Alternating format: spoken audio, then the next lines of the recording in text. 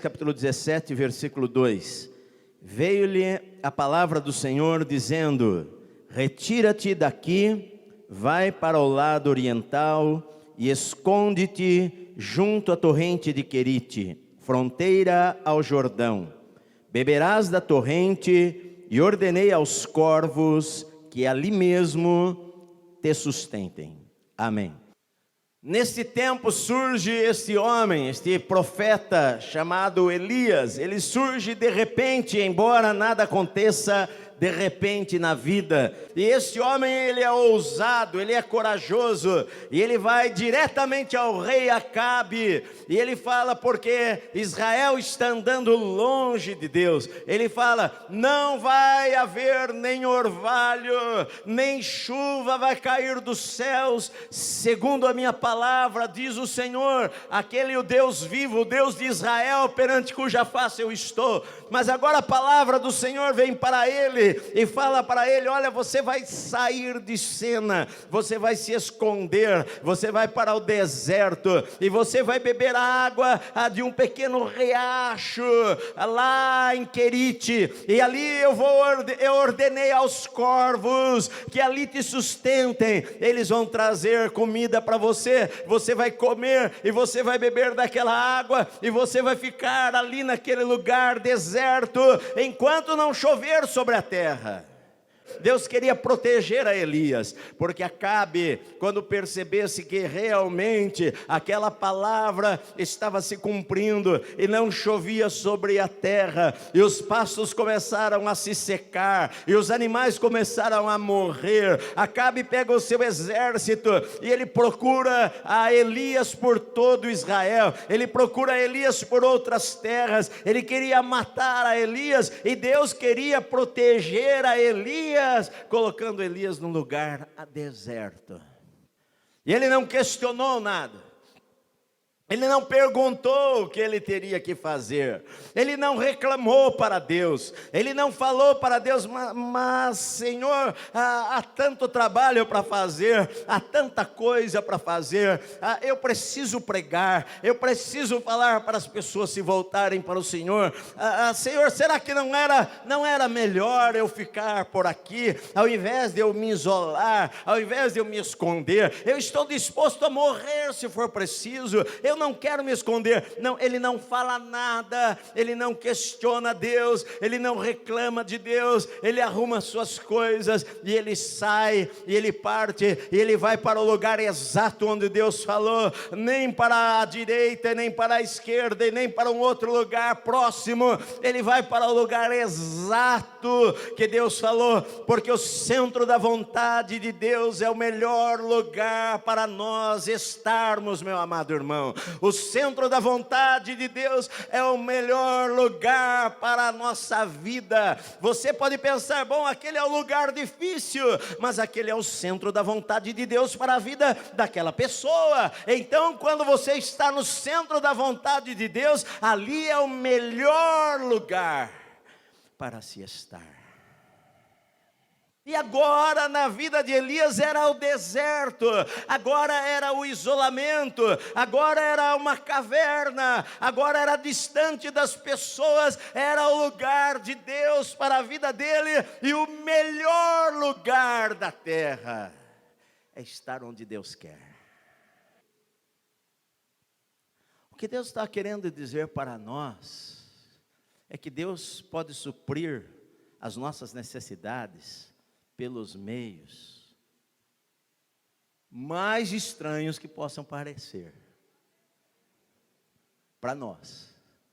Que Deus pode suprir as nossas necessidades do jeito dele, e não do jeito que eu acho que precisava ser.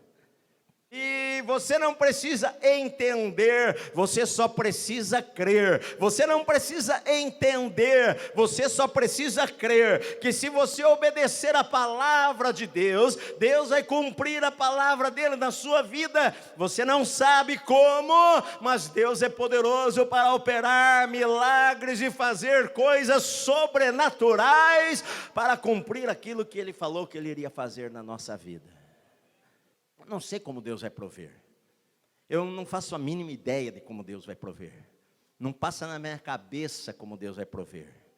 Eu não vejo nenhuma possibilidade humana ou nenhuma saída humana para Deus prover. Mas se Deus falou que vai prover, Ele vai prover de maneira sobrenatural. Jesus não falou, observai os lírios do campo. Eles não fiam, eles não tecem, contudo, nem Salomão em toda a sua glória se vestiu como um deles. Olhe para as aves dos céus, elas não têm celeiros, elas não semeiam, elas não colhem, contudo não cai um pardal sem que o vosso Pai Celestial saiba. Se Deus tem cuidado com as aves dos céus, se Deus tem cuidado com as plantas que morrem e são jogadas no fogo, Ele não vai cuidar de vocês, homens de pequena fé. O vosso Pai Celestial, Ele sabe que você precisa de todas estas coisas, Ele sabe das suas necessidades, Ele sabe pelo que você está orando, meu amado. Deus sabe todas as coisas, e você não acha que Ele tem poder para suprir as necessidades? E você não acha que Ele possa abrir portas? E você não acha que Deus quer abençoar os seus filhos? E você não acha que Deus vai cuidar da nossa vida amanhã? Você não acha isto, meu querido irmão? Sabe, eu posso ir para um deserto, ali não tem comida, ali não tem plantação, ali não tem um supermercado para eu comprar um alimento, ali não tem nada, ali só tem pedra. Mas Deus falou: eu vou mandar corvos trazer comida para você, de manhã e à noite. E Deus falou que iria suprir as necessidades. Deus falou que se eu fosse fiel, Ele iria suprir as minhas necessidades. Ele fala na Bíblia que Ele iria prover. O inimigo fala que vai fazer falta, mas o Senhor é meu pastor e nada me faltará. O inimigo fala que amanhã eu não vou ter, mas a Bíblia fala que o Senhor vai cuidar da minha vida. O inimigo fala que eu vou passar necessidades, mas eu não tenho que ter medo de necessidades. Se eu sirvo a Deus de verdade, o Senhor vai cuidar da minha vida, Ele vai estar comigo, Ele vai abrir portas, Ele vai suprir de alguma maneira. Eu não sei como, eu não sei qual milagre que vai acontecer, mas Deus vai fazer milagres. Ele é o Deus da provisão, Ele é o Deus que abençoa, Ele é o Deus que no deserto abre caminhos que eu não estou enxergando. Ele é um Deus que não há impossíveis para Ele. Ele pode criar do nada, Ele criou o mundo do nada, Ele pode criar do nada aquilo que eu necessito para suprir as minhas necessidades. Às vezes nós precisamos de um tempo em nossa vida de sair daquela turbulência toda, estar à parte, para ouvir a Deus, para adorar a Deus, para falar com Deus e ser sensível à voz de Deus, para entender melhor a voz do Senhor que fala no meu coração. Às vezes é importante na nossa vida a gente se isolar, se trancar, sem celular, sem rádio, sem jornal, sem televisão, sem nada, só eu e Deus, só você e Deus, para Deus falar e se revelar a você, e se manifestar a você, e você ali sem tempo, sem preocupação com horário, tempo de orar, tempo de chorar, tempo de jejuar, tempo de estar diante de Deus, tempo de avivamento em nossa vida, tempo de confissão de pecados, tempo de relacionamento com o Espírito Santo. Vai mudar a história da nossa vida, vai mudar o nosso futuro, meu amado irmão. Às vezes nós precisamos disto também. Todas as manhãs ele se levantava e bebia do riacho, e pela manhã ele estava ali sentado numa pedra, e ele via corvos sobrevoando e soltando alimento, e soltando carne. Eu não sei onde eles achavam carne. Corvos não andam por bons lugares, mas eles achavam carne, e eles derramavam ali onde Elias estava, no lugar deserto, no lugar isolado. Ali só estava ele e Deus, ali não tinha ninguém, mas Deus estava lá. Você não precisa de ninguém, se Deus estiver lá, meu amado irmão. Se Deus estiver lá, você tem tudo. Se Deus estiver lá com você, Você pode estar num hospital. Se Deus estiver lá, aquele lugar, você não está sozinho. Ali é um lugar que o Senhor vai falar com você, vai se revelar a você. A melhor coisa na nossa vida, nós podemos perder pessoas, nós podemos perder amigos, nós podemos não nos sentir apoiado por pessoas. Às vezes eu oro e eu falo com Deus: Senhor, algumas vezes eu não me sinto apoiado por pessoas, mas Senhor, eu preciso de Ti, Senhor. O principal na nossa vida é ter Deus do nosso lado, meu amado irmão. O principal da nossa vida é ter Deus conosco. Podem os homens largar você, pode a mãe abandonar o nenê que ela alimenta, mas nós não podemos perder a presença de Deus. A presença de Deus é a melhor coisa em nossa vida. Moisés, ele falou para Deus: Senhor, se o Senhor não for conosco, nós não vamos também. Deus falou para eles: olha, pode mandar o povo embora, eu não vou mais com vocês, eu não quero mais este povo. Na verdade, Deus estava fazendo um teste com Moisés. Deus falou para Moisés: eu não vou mais com este povo não. E Moisés falou para Deus: Senhor, se o Senhor não for, nós não vamos também. Se o Senhor não for, nós não saímos daqui. Nós só vamos se o Senhor for. Se o Senhor estiver conosco, nós vamos. Você fica sem dormir, por quê? Se nós temos um grande Deus, um Deus que nos ama e cuida da nossa vida, por que eu vou ficar preocupado e ansioso? E por anos, Elias descia com a caneca, descia com o baldinho, com uma folha de alguma coisa, com uma cumbuca, e pegava água. Só que ele começou a ver que, porque não havia chuva, aos pouquinhos, aquele riozinho foi ficando mais estreito, mais estreito, mais estreito. Até que um fiozinho de água passava ali. E ele punha a canequinha dele, enchia a canequinha. Até que um dia ele se levantou, ele desceu, ele foi com a canequinha dele. E a hora que ele chegou lá, o ribeiro secou. O ribeiro secou. E aí a gente fica desesperado porque o ribeiro secou. E às vezes a gente está colocando a nossa fé no ribeiro e não em Deus. Às vezes a gente pode estar colocando a nossa esperança num ribeiro que nos dá água. Não é o ribeiro que é a fonte, é Deus que é a fonte. O ribeiro é o meio, e meios, tem muitos meios diferentes que Deus pode usar. Mas o Senhor é a fonte, o Senhor é o provedor, o Senhor é o defensor, o Senhor é o supridor, o Senhor é quem abençoa, o Senhor é quem abre as portas. A porta que Deus abre, ninguém fecha. A porta que Deus fecha, ninguém abre. Se eu sirvo a Deus de verdade, se eu estou andando com o Senhor, e se o ribeiro secou, é porque algo novo vai acontecer em minha vida. E talvez eu não esteja percebendo ainda. Deus usa uma fonte para nos abençoar, e às vezes a gente acha que aquela vai ser a fonte eterna. Nós descobrimos a fonte que vai sempre estar lá, e isto não é bom, porque às vezes as pessoas passam a confiar na fonte de água, ao invés de confiar no Senhor, que é o supridor das necessidades. Deus não deixou de ser o supridor das necessidades. Deus não deixou de querer abençoar o profeta.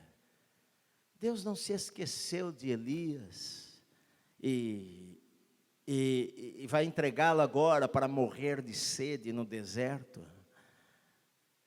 Sabe, queridos, os meus olhos têm que estar no Senhor, não importa a situação. Não importa o que você esteja passando na sua vida, os seus olhos têm que estar em Deus. Se você for fiel a Deus, Deus vai abençoar você.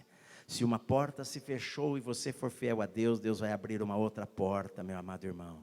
Mesmo que você não entenda, mesmo que você não veja saída, Deus vai abençoar você. Se essa porta fechou, Deus sabe por que ela fechou. Sabe por que fechou? Porque tinha uma mulher que talvez orava e talvez pedia a Deus por ajuda. E ela nem era de Israel. Mas Deus não faz acepção de pessoas. E ela ia morrer. Ela e o seu filho iriam morrer dali a alguns dias de fome.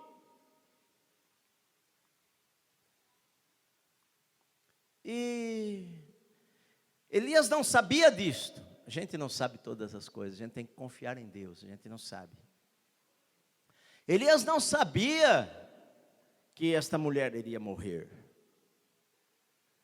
Elias estava lá, a princípio, depois de 6 meses, bebendo água e comendo carne e pão que os corvos trazem, ali se torna uma zona de conforto, ali se torna um lugar que eu estou acostumado a ter a minha necessidade suprida daquela maneira, e às vezes a gente está tão acostumado a algo que às vezes é hora de dar um sacode, de mexer as coisas. E a mulher estava lá morrendo. Elias não sabia. E Deus queria salvá-la. E como é que Deus faz para salvar a mulher? Deus seca o riacho. E Elias bebe do riacho. E Elias não sabe de nada. Mas Deus sabe de tudo. Deus pode mudar os métodos, querido. Deus pode mudar os meios para suprir. Deus pode nos abençoar de outra maneira. Essa porta se fechou, amém. Eu creio no Senhor que algo maior vai acontecer em minha vida. Deus não vai me abandonar. Deus não vai me deixar. Porque Ele falou na sua palavra que Ele não vai me deixar. E se Deus falou que não vai me deixar, Ele não vai me deixar. Que quando o riacho secou, Deus falou, vai, tem uma mulher lá, e a Bíblia diz que Elias obedeceu novamente, chegou lá, encontrou a viúva, catando uns cavaquinhos ali, e Elias falou para ela, olha, você, ela estava catando, você tem aí um pouco de água, um pão, e ela falou, olha, eu estou, na verdade, só catando aqui uns cavacos aqui para fazer a última refeição, e eu e meu filho vamos morrer, porque não tenho o que comer, e nós só temos um pouquinho de farinha, um pouquinho de azeite na botija, e eu vou fazer o último bolo, e nós vamos comer, e nós vamos morrer depois disto. E o profeta falou para ela, faz o seguinte, primeiro, vai lá e faz um bolo para mim, e depois você come do que sobrar. Porque assim diz o Senhor, da panela não vai faltar a farinha, e nem o azeite vai faltar na botija. É o que Deus está dizendo. Seja no deserto, seja na solidão, seja em qualquer lugar, Deus vai continuar sendo Deus e suprindo as necessidades que nós precisamos.